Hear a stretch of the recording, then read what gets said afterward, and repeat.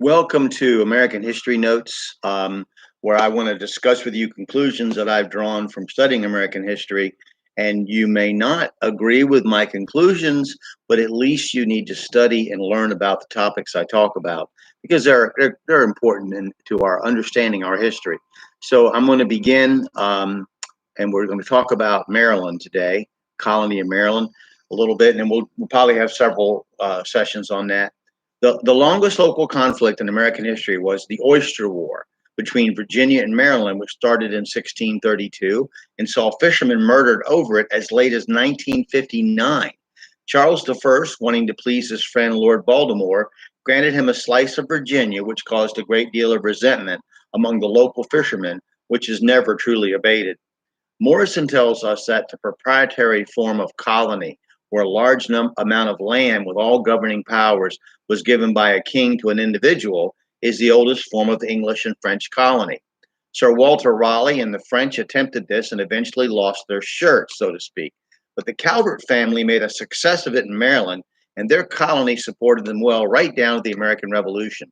Sir George Calvert had already tried to build a colony in Newfoundland in present-day Canada, but after 5 years had to write it off as a bad investment.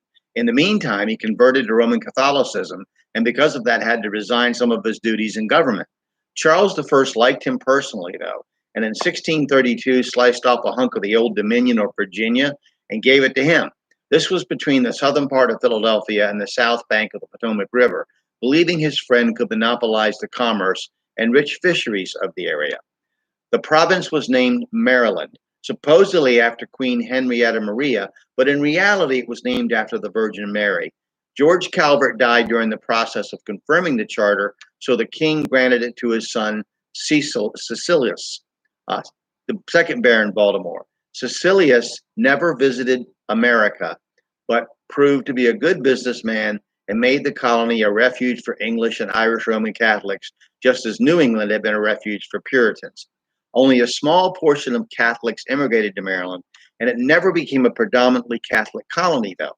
The persecution of Catholics under the Stuarts in England was not as bad as it was for the Puritans, who came in large numbers to the colonies. Under the charge of his brother, Leonard Calvert, the second Lord Baltimore sent two ships, the Ark and the Dove, to Maryland in 1633 with a ship of mostly Protestant passengers. They picked up 3 Jesuit priests at the Isle of Wight and landed in 1634 in the colony. Why they picked up 3 Jesuit priests is a fitting subject for a study of the whys of the Catholic Counter-Reformation, which has been so victorious, especially in recent years. They founded St. Mary's, and it was a successful settlement from the first, with no starving time, as was suffered by Jamestown.